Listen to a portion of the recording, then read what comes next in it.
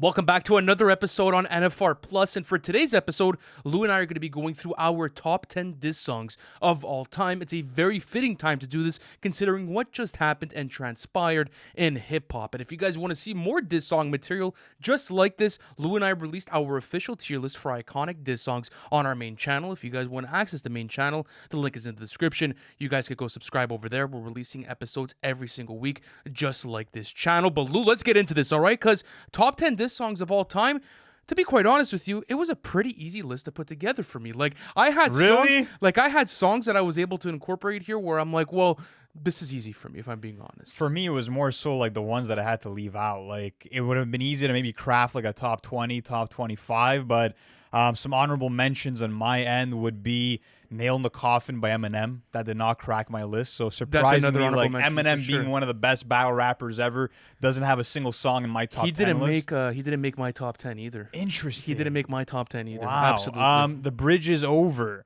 Okay, so you didn't include that. By Boogie Down Productions, KRS-One. I didn't include that, even though I think it's like one of, if not the most important diss track ever. I just don't feel like when I listen to it now, it's that scathing or it's that like impressive lyrically. But another one, again, I get you. Super important song. Another one that I wanted to bring in was Truth by Gucci Mane. I was thinking about it for like my number 9 or number 10 slot, but I have certain ones that kind of got the place over it, so I'm okay with that. But to be quite honest with you, I'm super happy with my list today. I have a mix of older ones and newer ones. Another one that I did not include on my list is Meet the Grahams. I did not include Meet the Grahams on my top 10 list for today. Same. That's another honorable mention. I feel like it's picking up steam now, but I feel like there's another song out of this battle that you might see on my list today. But all right, let's start this off. Lou, what do you have at number 10? My number 10 is going to be Dollars and Cents by DJ Quick, 1994. Very interesting. At number 10, I have The Bridge is Over by BDP Productions.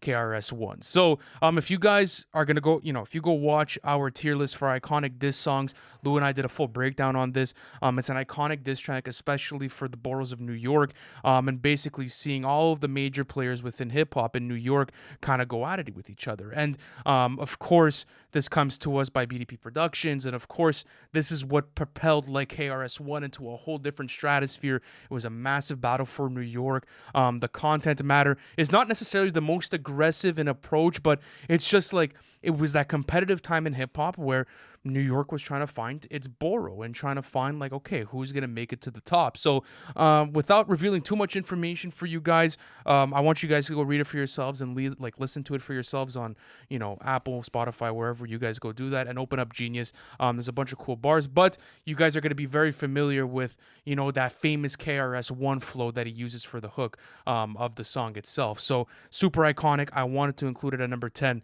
That's my 10 place. Yeah, one of the more memorable hooks too when it comes to hip-hop diss tracks. But number 10 for me, Dollars and Cents by DJ Quick. So there was nearly a decade-long beef between Compton rappers DJ Quick and MC8, and it felt very serious at the time because Quick was affiliated with the Pyru Bloods, and then you had MC8 that was affiliated with the Compton Crips. So that sort of added a lot of intensity to the battle itself, and this was going on during the early 90s. And what was interesting is that this song was very legendary because MC8 and the Compton's Most Wanted, they had dissed Quick on multiple tracks, and they were clowning him, and this was finally his comeback, his response. And I think what I really appreciate a lot about this diss track is the storytelling component of it, where in this song, DJ Quick goes into how they had a run-in at an airport while they were in the midst of their beef, and how they had sort of squashed everything, they had shook hands, everything seemed cool, and then MC8 decided to diss him all over again, and this was him saying that, like, you're not as real as you seem to be. Apart from that, I think it's one of the best beats I've ever heard when it comes to diss tracks, and I have to give love to the West Coast because I feel like they have some of the best production ever when it comes to hip-hop beefs. The cowbells, the funky synths, incredible, and I think this has one of the best lines in hip-hop diss track history when Quick raps, "Given your set a bad name with your misspelled name, EIHT, now should I continue? Yeah, you left out the G because the G ain't in you." Like, that is such a staggering line. Fantastic diss track, sonically satisfying, and it made people question MC8's gangster persona, which was a big deal at the time. So that's my number 10. Number 9, I have The Bitchin' You by Common, 1996. Another song that wasn't included in our tier list because maybe not one of the most iconic, but still a hard-hitting diss track against Ice Cube. What do you have at number 9? I have Back to Back by Drake. That's where I'm gonna have this placement. Did you bring it on your list today? You know what? Yeah, let's save that because I have it at number 8. We can talk about it together. Okay, so go for it. So The Bitch and You by Common. So obviously Common within the 90s was labeled as a soft backpack rapper. No one ever thought he was capable of delivering one of the most disrespectful diss tracks of all time, but he fucking did it, bro. And this all stemmed when Ice Cube misinterpreted some lines from Common's song, I Used to Love Her, thought he was shading the whole West Coast. So then he had some lines for Common, and then Common decided to put out a full-on dedicated diss track. And it was at a very interesting point in Ice Cube's career because it had felt like his musical prime had been beyond him at this point. He was leaning more into, his film work. He wasn't really dropping that much material. So I think what makes this diss track so impressive to me is that Common didn't really attack him too much on the personal side. Like, he was able to win this battle by attacking him and his music with lines like, you ain't made shit, dope since America's most, and stuff like, hypocrite, I'm filling out your death certificate.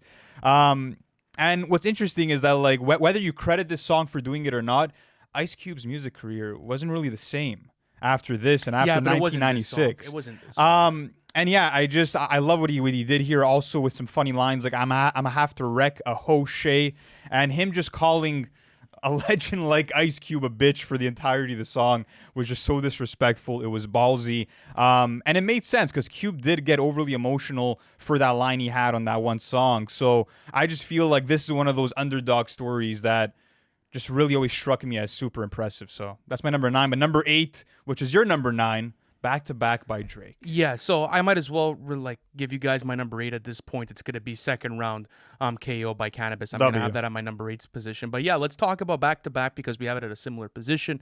I don't know what there's not to say about this song. I mean, it's iconic in the fact that it made the entire industry and the entire world look at Meek Mill quite differently. Some of the biggest quotables of all time, like the Twitter finger lines and even the whole, like, is this your tour, your girl's tour sort of thing. It's very interesting to see, how Drake attacked Meek Mill and the way that he was able to break him down. And it's also cool to see the way that Drake was seen as someone that was soft, obviously, and he was battle-tested before because he had gone with formidable opponents, but this was really a head-on war. Like, this was on a global stage for Drake, and it was one of those moments where you looked at Drake like, well, what is he going to do here, right? Because Meek Mill is a battle-tested Philadelphia MC, came up through the battle rap sort of lane through Philadelphia and always had a very tough demeanor, always had something to say, was very outspoken, and throughout this, not only does the song serve as a memorable moment throughout it, but it was also a genius chess move because he had released Charged Up right before this. There was a bit of criticism about the song, and then boom, once this dropped, that was all gone. And it was also interesting because the way that Meek Mill sort of answered this was in the way where he couldn't answer anything to Back to Back. There was no content matter that was trying to address Back to Back or even trying to play a bit of defense. And even when he tried to do that, in future songs or whatever the case may be, it was too little too late. Yeah. And I also think that it has one of the most iconic hooks in this song history. Also, the way that he was able to use the cover to play into the entire Toronto versus Philadelphia feud, obviously playing into the World Series thing.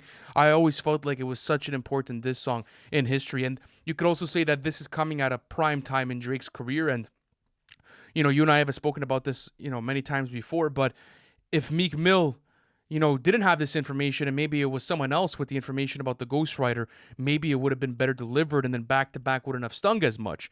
But with this, it was just a pure KO shot. He didn't have to release anything after this. Obviously, you get subs on other songs in the future, but it's really this one that ended everything. Yeah, and Drake has more losses than wins when it comes to rap battles, but if there's one thing you can't take away from him, it's the juggernaut that was Back to Back. And I feel like it's one of the most direct, accurate diss tracks that we've ever heard. Like, this is one of the best performances I've ever witnessed from a rapper within a battle track, just because it sounded like he wrote it and he knew already that he had won by the time that he was performing it and recording it. Like, the confidence that was oozing out of him was incredible. And people overlook so many amazing small details that make this song so good, like Drake imitating Nicki's voice when he raps "Shout out to all my boss bitches." Like, certain things like that where it's like, this is so scathing, this is so clever. And even like that whole story of him apparently like being at the same hotel when the Pink Print Tour came to Toronto and Meek Mill and Nicki stayed at the Four Seasons. The story of like Drake apparently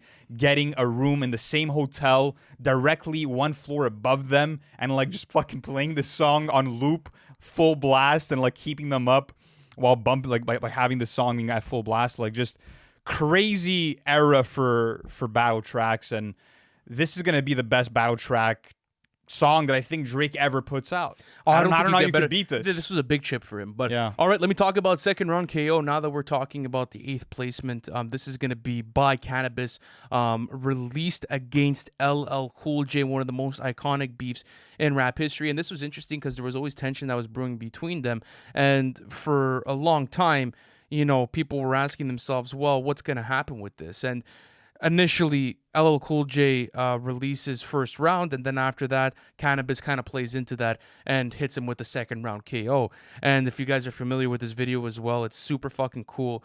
It's Cannabis kind of in a boxing sort of mode, playing into the fact that, you know, he's going head to head with a giant as well. And it's cool because LL Cool J was obviously one of the biggest rappers at the time, had massive commercial success, but this is another track, or should I say feud, that proves that commercial success has nothing to do with who's going to win a battle. It comes down to skill, it comes down to chess moves, and this was perfectly executed from Cannabis in this moment. What was also cool about this song is that if you pay attention to the way that Cannabis is breaking down LL Cool J, he talks to him about having, you know, all of his fans being women, and the fact that he sold out and that he was mainstream, and that, you know, he wasn't even a formidable opponent, and even talking about how LL Cool J was stealing bars and flows from him, and now he wants to go battle against him.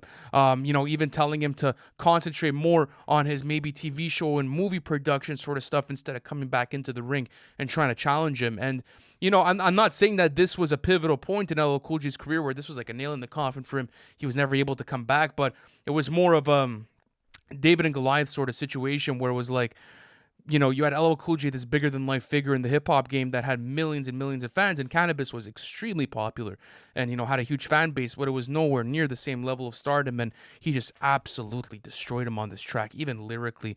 Some of the best writing and rhyme schemes that I've ever found in a diss track. So I wanted to bring that in for today. All right. Number 8 selection. Number 7 now, Checkmate by Jadakiss, 2005. I have Not Like Us by Kendrick Lamar at number 7. So do you have that a bit sooner? Do you have that coming? I have it very soon, yeah. Okay, so I guess I won't wait for it then. I could kind of understand maybe where you're going with it, but Not Like Us by Kendrick Lamar, released in 2024, a couple of months ago. And to be quite honest with you, was it a couple of months ago by the time this comes out? Yeah, that doesn't matter. 2024, yeah, regardless, people are going to be doing this maybe in 2025. So. Absolutely. Well, Song of the Year. I think that it's going to be one of the biggest songs of the year, and it's going to be the song that probably defined the rap genre for this year. And what's so interesting is that there's so many different things that you could pull out of the Drake and Kendrick beef that really, I feel like, defy it, but nothing more than Not Like Us. Like, not only was this the double knockout, like sort of kicking Drake down when he was kind of on his knees, especially within the battle, but it beat Drake at his own game. It beat it in streaming records. It beat Drake as far as, you know, chart placements. It beat everything. Not only that, but it was also a massive movement for the West Coast, and it still is at the moment. I'm kind of talking about it as it's past tense. But seeing DJ Mustard and Kendrick Lamar come together, reunited the West Coast, and, you know, seeing that sort of feeling back and alive again is so beautiful to witness, and it just makes everything feel so organic. Not only that, but you have Kendrick Lamar playing into the PDF file allegations. You have also him calling Drake, you know, certain words about him being a colonizer in Atlanta and going to different rappers for different favors to be able to play into his public image and perception. So he was very witty with the way that he played out, you know, his angles, and I feel like that was such a strong component of this song. Not only that, but the whole Not Like Us hook itself is going fucking viral, and you only have to repeat it a couple of different times. It's also very simple in approach. You don't have to think too much when you're listening to a Not Like Us. It kind of did what Back to Back did, but almost better, to be honest with you. Even as a chess move, Absolutely. it was the back to back of the battle, right? It was the second song to be dropped in a row that ended up being the victory song, the one that really put the nail in the coffin. So, and no one wanted to hear the Hard Part 6 after that. It wasn't the right climate to be able to drop it. And I feel like, especially the way that it ended, everyone will remember Not Like Us for one of the most iconic feuds in rap history. So, yeah, Not Like Us at number 7. Yeah, that's going to be coming up higher for me. But number 7 is Checkmate by Jadakiss. And when we talk about rappers shooting up in a battle, like we spoke about with Cannabis and LL Cool J, this is another example where you have this medium-sized rapper going for the head of the biggest size rapper at the time, which was 50 Cent. And Jadakiss decided to go at him at the peak of his popularity when The Massacre had just came out. And, of course, Jadakiss was seen as an underdog. And you could tell from my list, when there's an underdog narrative, it always attracts me a bit more just because I always find it a bit more impressive for that person to win. And this song also showed you that when two rappers are involved in a battle, the size of the artist or the fan base is not what holds the most weight. It's the lyrical mastery. And that's what Jadakiss brought to the table here. He rebutted a lot of lines that 50 Cent had in attack towards Jadakiss in terms of him, not selling as much, where he has a line where he says, I might never sell that much, but you can bet your last 2 quarters I'll never tell that much, going into how, 50 Cent might have been a snitch and those allegations. And I just feel like it's a bar fest where he's poking him with a dagger with every single line on this track. More clever bars like, I did real songs with big, no made-up shits, or you ain't get shot again, so what's your second album about? Or even how he imitated his I'm an Animal flow towards the end of it. It was just, pure domination, bro. I would say it's one of the best tracks, especially within this, the diss lane, for just pure rapping ability and be able to put together so many different clever lines and also make them interconnect so well. But, okay, could we transition into number 6? Because that's where I'm going to have Checkmate. And that's where I have Not Like Us by Kendrick Lamar. So we had them in verse. Okay, yeah. So I feel like you could go anywhere with these two songs, right? You had it at 7, I had it at 6. I had it at 6, you had it at 7. Mm-hmm. So whatever the case may be. Yeah. But yeah, playing it to Checkmate, I completely agree with you. I feel like that story of David versus Goliath, especially at the time where The Massacre was doing over 1 million first week, is so impressive. Even talking about using The Massacre as a weed trait, right? To be able to roll his blunts and being like, this shit's garbage, get it out of here. I don't believe that. I'm a big fan of The Massacre. I know not a classic to me. I know Lou feels different about it. But regardless, though, it was an iconic time for a New York battle. I do feel like it's one of the most classic feuds that went on, and it was just interesting because it was a pure lyricist versus someone who obviously had a gangster rapper demeanor. But when they were able to go bar for bar, we saw who came out victorious, and it was Jadakiss in this situation. So, yeah, there we go. That's going to be my number 6 selection. Yeah, mustard on the beat, bro. I mean, what a How's song it living with you, man? It's... Yeah, because we've broken this down before. We did full breakdowns of it, man. How's it living with you in rotation, and do you think it's going to have the legs towards the end of the year? I mean, how can't this song live with you, bro? This song is being played at clubs. This song is being played... I've seen clips online at Lil Wayne concerts. The DJ is spinning this song before Wayne gets on stage. This song is fucking getting played at brunches. Shit is getting wild, bro. This song is being heard fucking everywhere. When it reaches the brunches that there's something wrong. You can't escape it, bro. I think the fact that he was able to make an anthem around a song that framed Drake as a PDF file is wild, but also impressive at the same time, that you could have people singing along to those types of lyrics just because of how irresistible Kendrick's rhymes and rhythms were throughout the track. I think that it's way more than just a bop. When you're looking at, especially that third verse with the whole colonizer approach, that was a genius angle for Kendrick to take that we never really saw anyone really take against him. Apart from that, yeah, I just feel like it was simultaneously the knockout punch and the victory lap for him.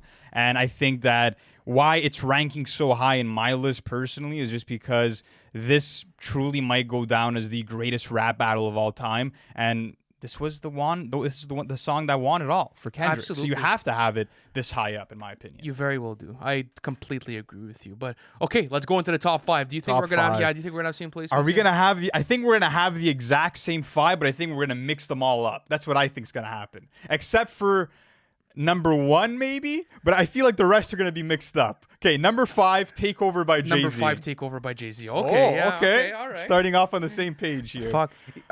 If this song wasn't a part of this battle, it'd probably be top 3 or top 2 for me. Imagine Ether never releases. It's arguably one of the best diss tracks of all time. I think it really is. I said this before. It's the best diss track to be on the losing side of a battle. It really is. And to be honest with you, when I'm looking at like the whole pantheon of like all diss tracks and hip hop, this is my most played song out of all of them. Yes, absolutely. Like as just a standalone record, forgetting the context, forget about looking up at it in terms of hindsight and how the aftermath played out. Like as a song, this is so fucking dope because Jay-Z really convinced you that like he was running this rap shit, bro.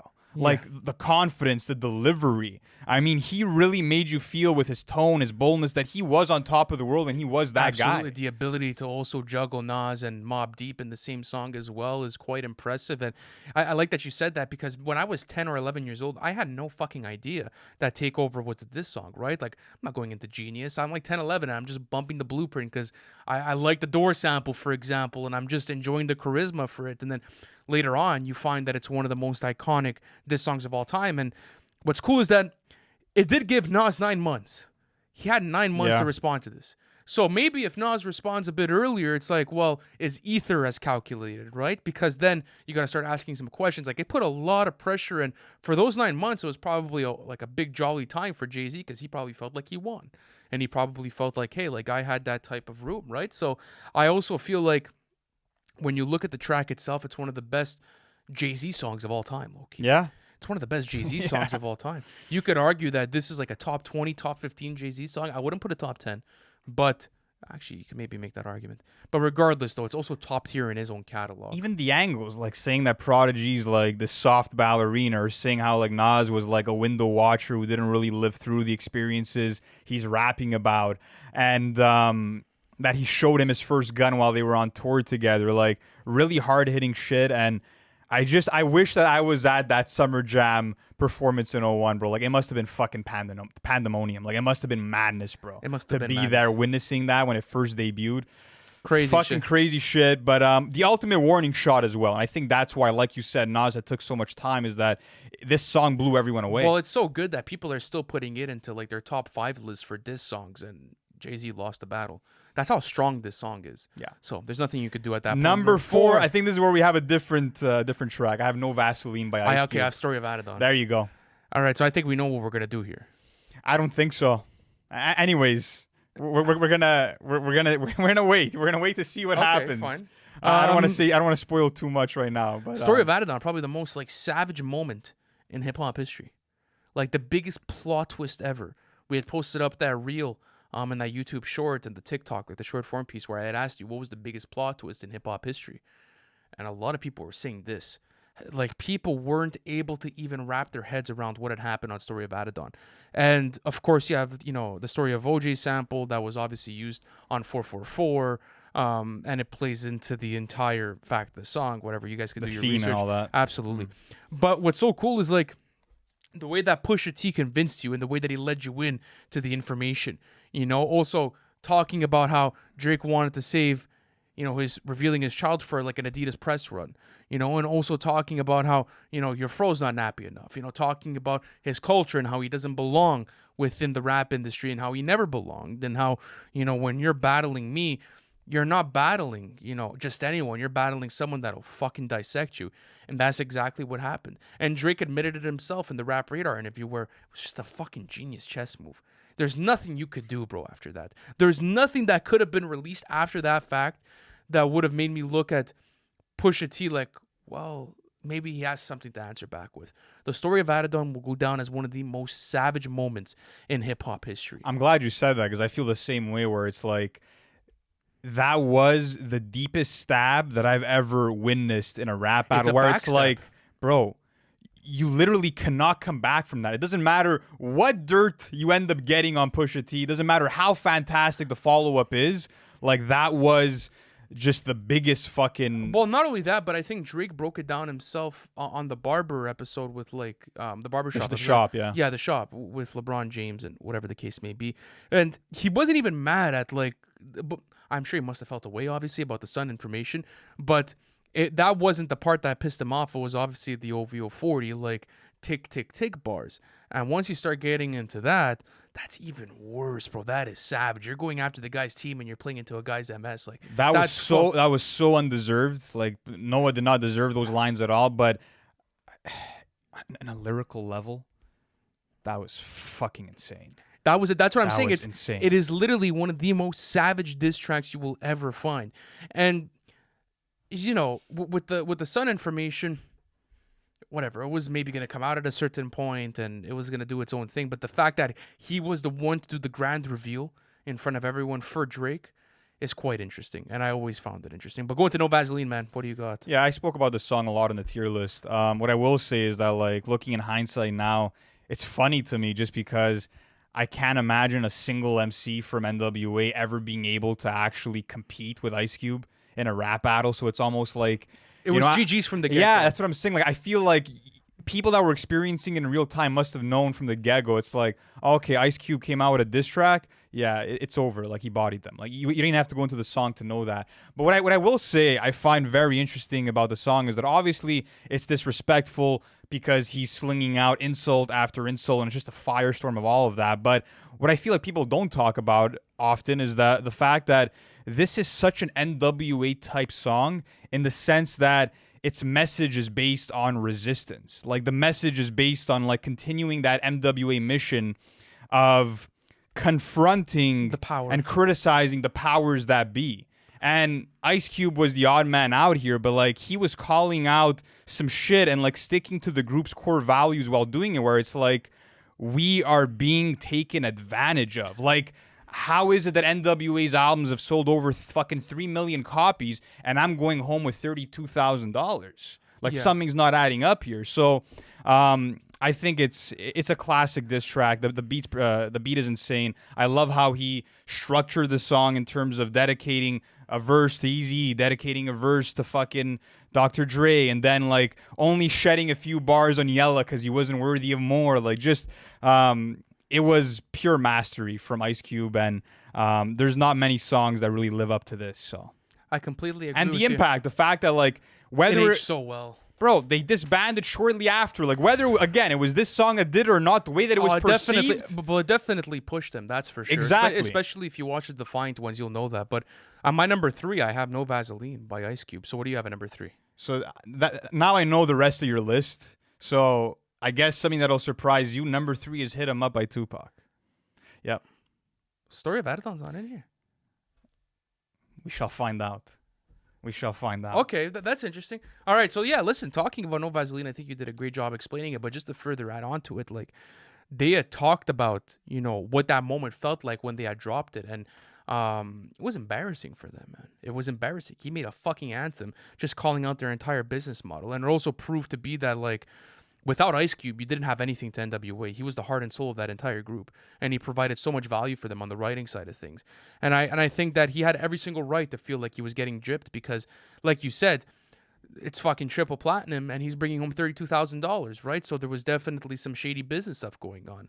And I think that it also served for the community in that regard because Ice Cube really brought it to the mainstream that, bro, like, record labels and management could fuck you, and they could fuck you really hard, especially in music. And I'm going to be the one to open up, like, that floodgate and show everyone what type of world this is. So even what it means to NWA and disbanding them and kind of being like that pivotal moment of, like, boom, I'm going to drop the haymaker on them, it also brought a lot of information and a lot of, like, viewpoints to the business side of things for the music industry, where it was like, no, like, we're not going to take shit anymore. The creatives are not going to stand here and get fucked every single second because, you know, you got some guy in an office taking my checks. It doesn't work like that. So if you guys want to actually see more context on this song, the Defiant Ones does a great job of doing that, and they all speak about it collectively. So, all right, go for number 3, Number 3, Hit 'Em Up by Tupac. I mean, Tupac literally starts off the song with, "That's why I fucked your bitch, you fat motherfucker." Like, that is the coldest opening to a diss track that I've ever heard. I don't care. You can't put anything next to it. And this is just a swarm of rage and violence. And I think that the reason why Tupac had that sort of delivery and you felt that he put his entire soul into anger on this track is because it was authentic energy, bro. Like, he genuinely believed during this time that Biggie had set him up to get shot. And that's why this is literally like Tupac rapping like his life depended on it. And when we think about the war of the East Coast and the West Coast beef, this is definitely the defining track of that battle. And it was just diabolical from start to end. I mean, he really went as savage as he possibly could. Him even sampling Faith Evans with the whole Take Money from Junior Mafia after saying that he smashed her, knowing that she was Biggie's wife. Like, it was just crazy. Yeah, that's up there with the story of Adidon for the most savage like diss track. Yeah, I think these two are tied for the most savage. But yeah, Tupac's Hit 'Em Up. I'm sure you're gonna have it higher up, man. Well, okay. Well, that goes on to number 2. That's where Hit 'Em Up is good. And that's where the story of Adidon by Pusha T is. So, did you bring Back to Back into this list? Back to Back's in the list, yeah. Where did you include it? That was number 8. Oh, it's true. I was like, fuck. So number 2, story of Adidon. But yeah, talk to me about Hit 'Em Up. Since I think just you did a spoke great about job. I just think it's one of the greatest displays of emotion and anger that anyone could ever show on a diss track. And it was like, then he let his homies have the rest of it at the end of the track, you know? That's the way that I really feel about it. There's nothing to be said about the song itself. It's fucking savage.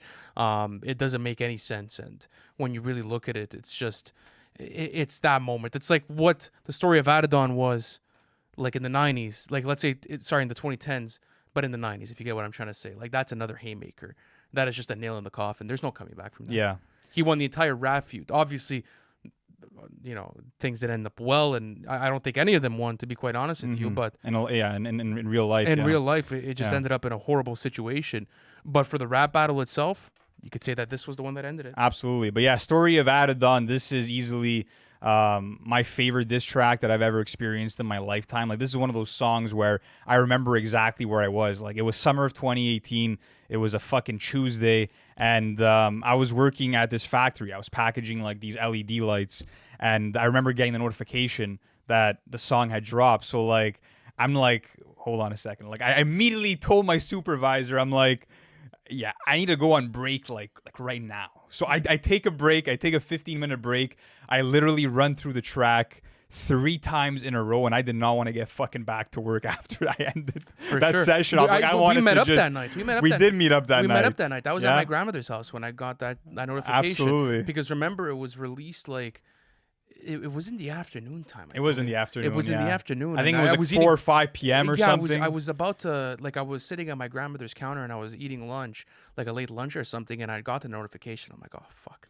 Like, this is crazy. So, like, the same thing with you, man. I couldn't believe my ears. I couldn't believe it's the biggest bombshell maybe that you'll find I think in hip-hop it is like the biggest jug of tea ever in a rap battle. But more than that, though, it's the way that he assassinated his character. Like, it was deeper than just you're hiding a child. It was like, you're hiding your baby mother because you're embarrassed of her and how she might affect your clean image. And it was like, no, like, you're actually a victim here because your father abandoned you and you don't really know what real family is, so no wonder you're a deadbeat. Like, the way that he dissected him, it was lyrical surgery that he was performing. And I think that's why, on a lyricism level, in terms of like the shock value, the impact, Drake getting his first true L in a rap battle, like, this was one of the hardest hitting tracks, bro. Like, just an absolute kill shot. Had to be number 2 for me. But your number 2, it was Hit 'Em Up, right? It was Hit 'Em Up. So number 1, Ether by Nas. Ether by Nas, basic answer, but it's the only right answer.